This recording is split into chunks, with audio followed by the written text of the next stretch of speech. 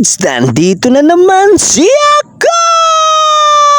Ngayong araw nga pala mga lods, ay samahan nyo na naman ako dito sa aking panibagong video. Bali, ngayong araw nga pala mga lods, ay si Mrs. na naman ang magluluto ng ulam namin sa tanghalian. At saka pagising ko rin kasi sa umaga, nakahanda na rin yung mga lulutuin ni Mrs. na ulam. At ang lulutuin niyang ulam, papaya na lalahukan ng sardinas. Pero kalimitan din naman ngayon, pagising ko talaga sa umaga, nakahanda na yung mga lulutuin ni Mrs. na ulam. Dahil ang gising ko kasi sa umaga, minsan ay alas 10 na. Pero minsan nga mga lods, ay naabot pa ng alas 12 ng tanghali ang gising ko. Dahil minsan din kasi napapagod akong maigi sa trabaho ko sa panggabi. Kaya minsan din kapag tanghali na ako nagigising, ay hindi ko na naaabutan ang pagluluto ni Mrs. ng ulam. Dahil pagising ko ay luto na lahat. Kaya naman kapag kagano na nagising ako, naluto na lahat ang pagkain namin, ay kumakain na kaagad ako para naman pagpasok ko sa gabi sa trabaho ko ay hindi ako ganong mapuyat. Dito naman mga lods, ay gumagawa nga pala yung binan kong babae ng walis para daw pang benta at meron silang pangkape. Dahil yung hanap buhay din kasi ngayon ng biyanan kong lalaki na pangangalakal ay medyo matumal, kaya naman yung biyanan kong babae ay gumagawa ng walis para kahit paano ay may sideline sila. At dyan naman mga lods, dahil medyo nakaramdam si ako ng gutom, kaya sumubo muna ako ng sinangag na kanin na niluto rin ni Mrs. At saka hindi pa rin naman kasi luto yung ulam na niluluto ni Mrs. Kaya naman tamang kain na lang muna ako ng sinangag, at buti na nga lang meron lasa yung niluto ni Mrs. na sinangag na kanin. Bali, ang mga oras nga rin pala na yan na nagluluto si Mrs. Buti na lang ay hindi umuulan, dahil kung umuulan kasi ay talagang mahihirapan si Mrs. magluto ng pagkain namin. Dahil yung pwesto kasi mga lods ng nilulutuan namin ay nasa silong lang ng bahay namin para kapag umuulan ay hindi mabasa. Kaya kapag umuulan naman ay talagang mababasa yung nagluluto, dahil doon kasi sa pwestuhan ng magluluto ay wala namang bubong. Pero kaya naman hindi ko na lang din nilagyan ng bubong yung pwesto ng pinaglulutuan namin, dahil papaalis na rin kasi talaga kami dito sa bahay namin. Dahil yung lote kasi nitong bahay na tinitirikan namin ay gagamitin na ng may-ari, kaya naman sa ngayon ay talagang papaalis na rin kami. Naghahanap-hanap lang din kami ng bahay na pwede naming upahan at kaya namin bayaran yung upa, at pag nakakita na kami ililipat na rin agad kami. Dito naman mga lods, dahil kumakain na nga rin pala kami dyan ng tanghalian, kaya naman sabayan nyo po kami sa pagkain namin at sana masarap din po ang ulam nyo ngayong araw. Pero dyan nga rin pala sa oras ng pagkain namin ni Mrs. ng tanghalian ay kaming dalawa lang ang magkasabay. Dahil yung iba kasi naming anak ni Mrs. ay nandun sa bahay ng lola nila, tapos yung panganay naman naming anak ay umattend sa Christmas party nila sa school. Tapos yung bunso naman naming anak ni Mrs. na babae ay ayaw pang kumain, gawa ng nalilibang pa kasi siya sa labas ng bahay namin maglaro mag-isa. Pero